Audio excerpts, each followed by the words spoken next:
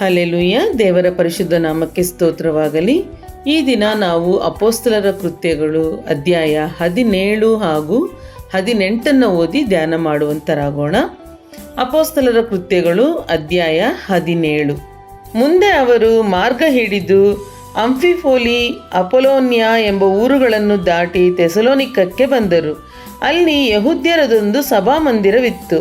ಪೌಲನು ತನ್ನ ಪದ್ಧತಿಯ ಪ್ರಕಾರ ಅಲ್ಲಿದ್ದವರ ಬಳಿಗೆ ಹೋಗಿ 3 ಸಬ್ಬತ್ ದಿನಗಳಲ್ಲಿ ಶಾಸ್ತ್ರಾಧಾರದಿಂದ ಅವರ ಸಂಗಡ ವಾದಿಸಿ ಆಯಾ ವಚನಗಳ ಅರ್ಥವನ್ನು ಬಿಚ್ಚಿ, ಕ್ರಿಸ್ತನು ಬಾಧೆಯನ್ನನುಭವಿಸಿ ಸತ್ತು ಎದ್ದು ಬರುವುದು ಅಗತ್ಯವೆಂತಲೂ ನಾನು ನಿಮಗೆ ಪ್ರಸಿದ್ಧಿಪಡಿಸುವ ಯೇಸುವೇ ಆ ಕ್ರಿಸ್ತನೆಂತಲೂ ಸ್ಥಾಪಿಸಿದನು.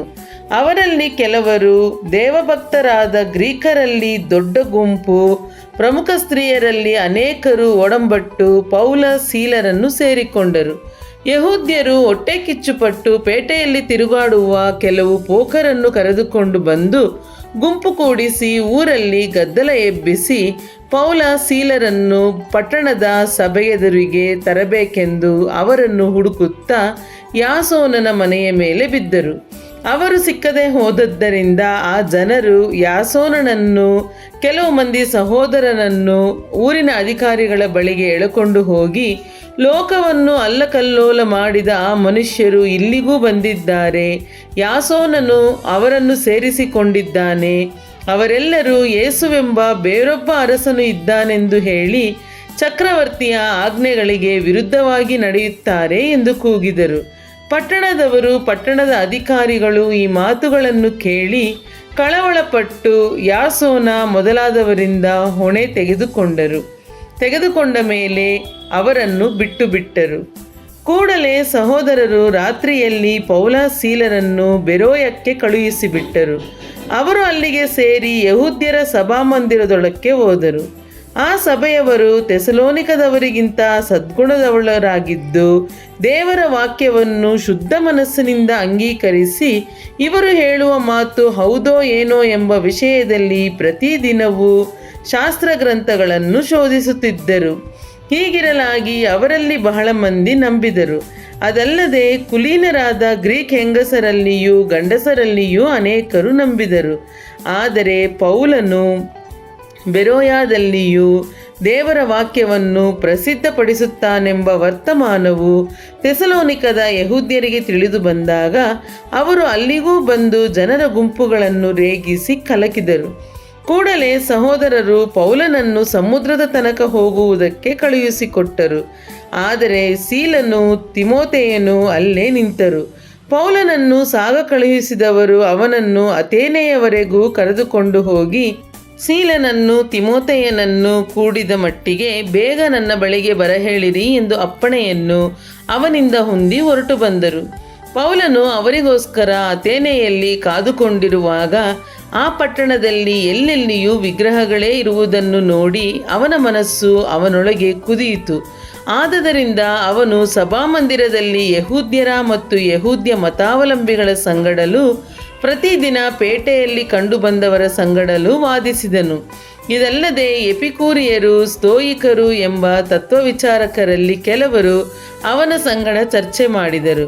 ಅವರಲ್ಲಿ ಕೆಲವರು, ಈ ಮಾತಾಳಿ ಏನು ಹೇಳಬೇಕೆಂದಿದ್ದಾನೆ ಅಂದರು.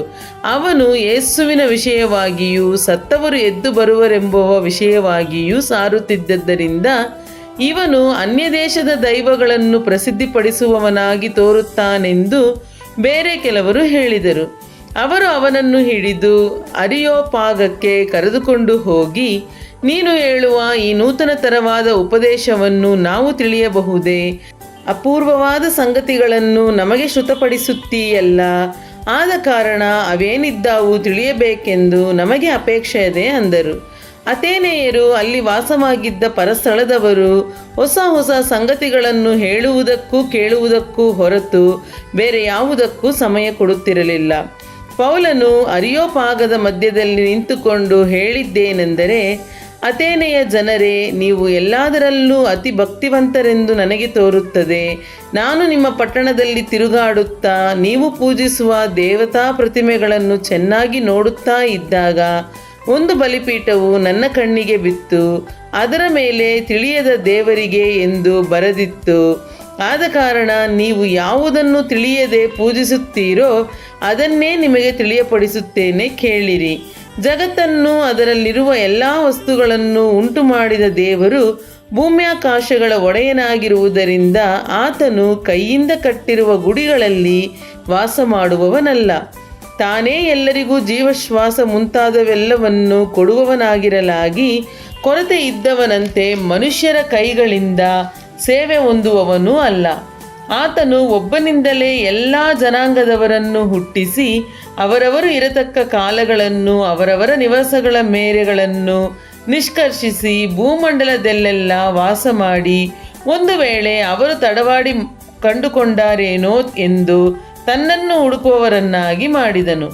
ಆತನು ನಮ್ಮಲ್ಲಿ ಒಬ್ಬನಿಗೂ ದೂರವಾದವನಲ್ಲ. ಆತನಲ್ಲಿಯೇ ನಾವು ಜೀವಿಸುತ್ತೇವೆ, ಚಲಿಸುತ್ತೇವೆ, ಇರುತ್ತೇವೆ. ನಿಮ್ಮ ಕವಿಗಳಲ್ಲಿಯೂ ಕೆಲವರು ನಾವು ಆತನ ಸಂತಾನದವರೇ ಎಂಬುದಾಗಿ ಹೇಳಿದ್ದಾರೆ. ನಾವು ದೇವರ ಸಂತಾನದವರಾಗಿದ್ದ ಮೇಲೆ ದೈವವು ಮನುಷ್ಯನ ಶಿಲ್ಪವಿದ್ಯೆಯಿಂದಲೂ ಕಲ್ಪನೆಯಿಂದಲೂ ಕೆತ್ತಿರುವ ಚಿನ್ನ, ಬೆಳ್ಳಿ, ಕಲ್ಲುಗಳಿಗೆ ಸಮಾನವೆಂದು ನಾವು ಭಾವಿಸಬಾರದು. ಆ ಅಜ್ಞಾನ ಕಾಲಗಳನ್ನು ದೇವರು ಲಕ್ಷ್ಯಕ್ಕೆ ತರಲಿಲ್ಲ. ಈಗಲಾದರೂ ಆತನು 4 ದಿಕ್ಕಿನಲ್ಲಿರುವ ಮನುಷ್ಯರೆಲ್ಲರೂ ತನ್ನ ಕಡೆಗೆ ತಿರುಗಿಕೊಳ್ಳಬೇಕೆಂದು ಅಪ್ಪಣೆ ಕೊಡುತ್ತಾನೆ. ಯಾಕಂದರೆ ಆತನು ನಿಷ್ಕರ್ಷೆ ಮಾಡಿದ ಪುರುಷನ ಕೈಯಿಂದ ನೀತಿಗನುಸಾರವಾಗಿ ಭೂಲೋಕದ ನ್ಯಾಯ ವಿಚಾರಣೆ ಮಾಡುವುದಕ್ಕೆ ಒಂದು ದಿವಸವನ್ನು ಗೊತ್ತು ಮಾಡಿದ್ದಾನೆ. ಅವನನ್ನು ಸತ್ತವರೊಳಗಿಂದ ಎಬ್ಬಿಸಿದ್ದರಲ್ಲಿ ಇದನ್ನು ನಂಬುವುದಕ್ಕೆ ಎಲ್ಲರಿಗೂ ಆಧಾರ ಕೊಟ್ಟಿದ್ದಾನೆ ಅಂದನು. ಸತ್ತವರು ಎದ್ದು ಬರುವ ವಿಷಯವನ್ನು ಕೇಳಿದಾಗ ಕೆಲವರು ಅಪಹಾಸ್ಯ ಮಾಡಿದರು. ಬೇರೆ ಕೆಲವರು, ನೀನು ಈ ವಿಷಯದಲ್ಲಿ ಹೇಳುವುದನ್ನು ನಾವು ಇನ್ನೊಂದು ಸಾರಿ ಕೇಳುತ್ತೇವೆ ಅಂದರು. ಹೀಗಿರಲು ಪೌಲನು ಅವರ ಮಧ್ಯದಿಂದ ಹೊರಟು ಹೋದನು.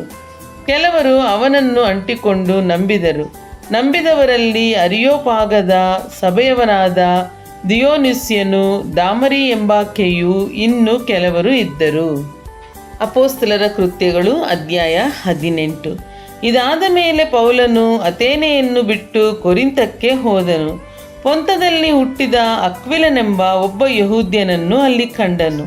ಯಹೂದ್ಯರೆಲ್ಲರೂ ರೋಮಾಪುರವನ್ನು ಬಿಟ್ಟು ಹೋಗಬೇಕೆಂದು ಕ್ಲೌದಿಯ ಚಕ್ರವರ್ತಿಯು ವಿಧಿಸಿದ ಕಾರಣ ಅಕ್ವಿಲನು ಅವನ ಹೆಂಡತಿಯಾದ ಪ್ರಿಸ್ಕಿಲ್ಲಳು ಕೆಲವು ದಿವಸಗಳ ಮುಂಚೆ ಇತಾಲಿಯ ದೇಶದಿಂದ ಅಲ್ಲಿಗೆ ಬಂದಿದ್ದರು. ಪೌಲನು ಅವರ ಮನೆಗೆ ಹೋಗಿ ತಾನೂ ಅವರು ಒಂದೇ ಕಸಬಿನವರಾಗಿದ್ದರಿಂದ ಅವರಲ್ಲಿದ್ದು ಅವರೊಂದಿಗೆ ಕೆಲಸ ಮಾಡುತ್ತಿದ್ದನು. ಗುಡಾರ ಮಾಡುವುದು ಅವರ ಕಸಬಾಗಿತ್ತು. ಅವನು ಪ್ರತಿ ಸಬ್ಬತ್ ದಿನವೂ ಸಭಾಮಂದಿರದಲ್ಲಿ ಚರ್ಚಿಸಿ ಯಹೂದ್ಯರನ್ನು ಗ್ರೀಕರನ್ನು ಒಡಂಬಡಿಸುತ್ತಿದ್ದನು. ಸೀಲನು ತಿಮೋಥೆಯನು ಮಕದೋನ್ಯದಿಂದ ಬಂದಾಗ ಪೌಲನು ದೇವರ ವಾಕ್ಯವನ್ನು ಬೋಧಿಸುವುದರಲ್ಲಿ ಅತ್ಯಾಸಕ್ತಿಯುಳ್ಳವನಾಗಿ ಯೇಸುವೇ ಬರಬೇಕಾದ ಕ್ರಿಸ್ತನೆಂದು ಯಹೂದ್ಯರಿಗೆ ಖಂಡಿತವಾಗಿ ಸಾಕ್ಷಿ ಹೇಳಿದನು. ಅವರು ಎದುರಿಸಿ ದೂಷಿಸಲಾಗಿ ಅವನು ತನ್ನ ವಸ್ತ್ರಗಳನ್ನು ಜಾಡಿಸಿ ಅವರಿಗೆ, ನಿಮ್ಮ ನಾಶನಕ್ಕೆ ನೀವೇ ಹೊಣೆ. ನಾನು ಇಂದಿನಿಂದ ಶುದ್ಧ ಮನಸ್ಸುಳ್ಳವನಾಗಿ ಅನ್ಯಜನರ ಬಳಿಗೆ ಹೋಗುತ್ತೇನೆ ಎಂದು ಹೇಳಿ ಆ ಸ್ಥಳವನ್ನು ಬಿಟ್ಟು ದೇವರಿಗೆ ಭಯಪಡುವವನಾಗಿದ್ದ ತೀತಯುಸ್ತನೆಂಬವನ ಮನೆಗೆ ಹೋದನು. ಅವನ ಮನೆ ಸಭಾಮಂದಿರದ ಮಗ್ಗುಲಲ್ಲೇ ಇತ್ತು. ಸಭಾಮಂದಿರದ ಅಧ್ಯಕ್ಷನಾದ ಕ್ರಿಸ್ತನು ತನ್ನ ಮನೆಯವರೆಲ್ಲರ ಸಹಿತ ಕರ್ತನಲ್ಲಿ ನಂಬಿಕೆ ಇಟ್ಟನು ಮತ್ತು ಕೊರಿಂಥದವರಲ್ಲಿ ಅನೇಕರು ಕೇಳಿ ನಂಬಿ ದೀಕ್ಷಾ ಸ್ನಾನ ಮಾಡಿಸಿಕೊಂಡರು.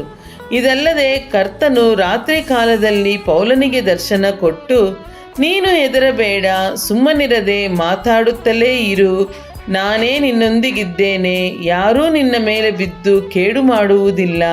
ಈ ಪಟ್ಟಣದಲ್ಲಿ ನನಗೆ ಬಹಳ ಮಂದಿ ಇದ್ದಾರೆ ಎಂದು ಹೇಳಿದನು. ಅವನು 1 ವರ್ಷ 6 ತಿಂಗಳು ಅಲ್ಲೇ ಇದ್ದುಕೊಂಡು ಆ ಜನರಿಗೆ ದೇವರ ವಾಕ್ಯವನ್ನು ಉಪದೇಶ ಮಾಡುತ್ತಿದ್ದನು. ಗಲ್ಲಿಯೋನನು ಅಖಾಯದ ಅಧಿಪತಿಯಾಗಿರಲು ಯಹೂದ್ಯರು ಒಗ್ಗಟ್ಟಾಗಿ ಪೌಲನ ಮೇಲೆ ಬಿದ್ದು ಅವನನ್ನು ನ್ಯಾಯಸ್ಥಾನದ ಮುಂದೆ ಹಿಡಿತಂದು, ಇವನು ದೇವರನ್ನು ಧರ್ಮಶಾಸ್ತ್ರಕ್ಕೆ ವಿರುದ್ಧವಾಗಿ ಪೂಜಿಸುವುದಕ್ಕೆ ಜನರನ್ನು ಒಡಂಬಡಿಸುತ್ತಾನೆಂದು ದೂರು ಹೇಳಿದರು. ಪೌಲನು ಪ್ರತಿವಾದ ಮಾಡಬೇಕೆಂದಿದ್ದಾಗ ಗಲ್ಲಿಯೋನನು ಯಹೂದ್ಯರಿಗೆ, ಎಲೈ ಯೆಹೂದ್ಯರೇ, ಅನ್ಯಾಯವೂ ದುಷ್ಕಾರ್ಯವೂ ಇಂಥದ್ದೇನಾದರೂ ಇದ್ದ ಪಕ್ಷಕ್ಕೆ ನಾನು ನಿಮ್ಮ ಮಾತನ್ನು ಸಹನದಿಂದ ಕೇಳುವುದು ನ್ಯಾಯವೇ. ಆದರೆ ನೀವು ಮಾಡುವ ವಿವಾದವು ಬೋಧನೆಯನ್ನು, ಹೆಸರುಗಳನ್ನು, ನಿಮ್ಮ ಧರ್ಮಶಾಸ್ತ್ರವನ್ನು ಕುರಿತದ್ದಾಗಿರುವುದರಿಂದ ಅವುಗಳನ್ನು ನೀವೇ ನೋಡಿಕೊಳ್ಳಿರಿ. ಇಂಥ ವಿಷಯಗಳನ್ನು ವಿಚಾರ ಮಾಡುವುದಕ್ಕೆ ನನಗಂತೂ ಮನಸ್ಸಿಲ್ಲ ಎಂದು ಹೇಳಿ ಅವರನ್ನು ನ್ಯಾಯಸ್ಥಾನದ ಎದುರಿನಿಂದ ಹೊರಡಿಸಿಬಿಟ್ಟನು. ಆಗ ಜನರೆಲ್ಲರೂ ಸಭಾಮಂದಿರದ ಅಧ್ಯಕ್ಷನಾದ ಸೋಸ್ಥೇನನನ್ನು ಹಿಡಿದುಕೊಂಡು ನ್ಯಾಯಸ್ಥಾನದ ಮುಂದೆಯೇ ಹೊಡೆದರು. ಗಲ್ಲಿಯೋನನು ಅವುಗಳಲ್ಲಿ ಒಂದನ್ನು ಲಕ್ಷ್ಯಕ್ಕೆ ತರಲಿಲ್ಲ. ಪೌಲನು ಇನ್ನೂ ಅನೇಕ ದಿವಸ ಅಲ್ಲಿದ್ದ ಮೇಲೆ ಸಹೋದರರಿಂದ ಅಪ್ಪಣೆ ತೆಗೆದುಕೊಂಡು ತನಗೆ ದೀಕ್ಷೆ ಇದ್ದಿದ್ದರಿಂದ ಕೆಂಕ್ರೆಯದಲ್ಲಿ ಕ್ಷೌರ ಮಾಡಿಸಿಕೊಂಡು ಹಡಗನ್ನು ಹತ್ತಿ ಸಿರಿಯಾಕ್ಕೆ ಹೊರಟನು. ಪ್ರಿಸ್ಕಿಲ್ಲಳು ಅಕ್ವಿಲನು ಅವನ ಸಂಗಡ ಹೊರಟರು. ಎಫೆಸಕ್ಕೆ ಬಂದಾಗ ಅವರನ್ನು ಅಲ್ಲೇ ಬಿಟ್ಟನು. ತಾನು ಸಭಾಮಂದಿರದೊಳಕ್ಕೆ ಹೋಗಿ ಯೆಹೂದ್ಯರ ಸಂಗಡ ವಾದಿಸಿದನು. ಅವರು ಅವನನ್ನು ಇನ್ನೂ ಕೆಲವು ಕಾಲ ಇರಬೇಕೆಂದು ಕೇಳಿಕೊಂಡಾಗ ಅವನು ಒಪ್ಪದೆ, ದೇವರ ಚಿತ್ತವಾದರೆ ತಿರುಗಿ ನಿಮ್ಮ ಬಳಿಗೆ ಬರುತ್ತೇನೆಂದು ಹೇಳಿ ಅವರ ಅಪ್ಪಣೆ ತೆಗೆದುಕೊಂಡು ಹೋದನು. ಆಮೇಲೆ ಎಫೆಸದಿಂದ ಸಮುದ್ರ ಪ್ರಯಾಣ ಮಾಡಿ ಕೈಸರೆಯದಲ್ಲಿ ಇಳಿದು ಯೆರೂಸಲೇಮಿಗೆ ಹೋಗಿ ಸಭೆಯನ್ನು ವಂದಿಸಿ ಅಂತಿಯೋಕ್ಯಕ್ಕೆ ಬಂದನು. ಪೌಲನು ಅಂತಿಯೋಕ್ಯದಲ್ಲಿ ಕೆಲವು ಕಾಲ ಇದ್ದು ತಿರುಗಿ ಹೊರಟು ಕ್ರಮವಾಗಿ ಗಲಾತ್ಯ ಸೀಮೆಯಲ್ಲಿಯೂ ಫ್ರುಗ್ಯದಲ್ಲಿಯೂ ಸಂಚಾರ ಮಾಡುತ್ತಾ ಶಿಷ್ಯರೆಲ್ಲರನ್ನೂ ದೃಢಪಡಿಸಿದನು. ಅಷ್ಟರೊಳಗೆ ಅಲೆಕ್ಸಾಂದ್ರಿಯಾದಲ್ಲಿ ಹುಟ್ಟಿದ ಅಪೊಲ್ಲೋಸನೆಂಬ ಒಬ್ಬ ಯೆಹೂದ್ಯನು ಎಫೆಸಕ್ಕೆ ಬಂದನು. ಅವನು ವಾಕ್ಚಾತುರ್ಯವುಳ್ಳವನು, ಶಾಸ್ತ್ರಗಳಲ್ಲಿ ಪ್ರವೀಣನು. ಅವನು ಕರ್ತನ ಮಾರ್ಗದ ವಿಷಯದಲ್ಲಿ ಉಪದೇಶ ಹೊಂದಿದವನಾಗಿದ್ದನು ಮತ್ತು ಆಸಕ್ತ ಮನಸ್ಸುಳ್ಳವನಾಗಿದ್ದು ಯೋಹಾನನು ಮಾಡಿಸಿದ ದೀಕ್ಷಾ ಸ್ನಾನವನ್ನು ಮಾತ್ರ ಬಲ್ಲವನಾದಾಗ್ಯೂ ಯೇಸುವಿನ ಸಂಗತಿಗಳನ್ನು ಸೂಕ್ಷ್ಮವಾಗಿ ಹೇಳಿ ಉಪದೇಶಿಸಿದನು. ಅವನು ಸಭಾಮಂದಿರದಲ್ಲಿ ಧೈರ್ಯದಿಂದ ಮಾತಾಡುವುದಕ್ಕೆ ಪ್ರಾರಂಭಿಸಿದನು. ಅವನ ಮಾತುಗಳನ್ನು ಪ್ರಿಸ್ಕಿಲ್ಲಳು ಅಕ್ವಿಲನು ಕೇಳಿ ಅವನನ್ನು ತಮ್ಮ ಮನೆಗೆ ಕರೆದುಕೊಂಡು ಹೋಗಿ ದೇವರ ಮಾರ್ಗವನ್ನು ಅವನಿಗೆ ಇನ್ನೂ ಸೂಕ್ಷ್ಮವಾಗಿ ವಿವರಿಸಿದರು. ಆಮೇಲೆ ಅಖಾಯಕ್ಕೆ ಹೋಗಬೇಕೆಂದು ಅವನಿಗೆ ಮನಸ್ಸಾದಾಗ ಸಹೋದರರು ಅವನನ್ನು ಪ್ರೋತ್ಸಾಹಗೊಳಿಸಿ ಅಲ್ಲಿದ್ದ ಶಿಷ್ಯರಿಗೆ ಇವನನ್ನು ಸೇರಿಸಿಕೊಳ್ಳಬೇಕೆಂದು ಪತ್ರಿಕೆಯನ್ನು ಬರೆದುಕೊಟ್ಟರು. ಅವನು ಹೋಗಿ ಯೇಸುವೇ ಕ್ರಿಸ್ತನೆಂದು ಶಾಸ್ತ್ರಾಧಾರದಿಂದ ತೋರಿಸಿಕೊಟ್ಟು ಎಲ್ಲರ ಮುಂದೆ ಬಲವಾಗಿ ಯೆಹೂದ್ಯರನ್ನು ಖಂಡಿಸಿ ದೇವರ ಕೃಪೆಯಿಂದ ನಂಬಿದ್ದವರಿಗೆ ಬಹಳ ಸಹಾಯ ಮಾಡಿದನು. ಹಲ್ಲೆಲೂಯಾ. ದೇವರ ಪರಿಶುದ್ಧ ನಾಮಕ್ಕೆ ಸ್ತೋತ್ರವಾಗಲಿ.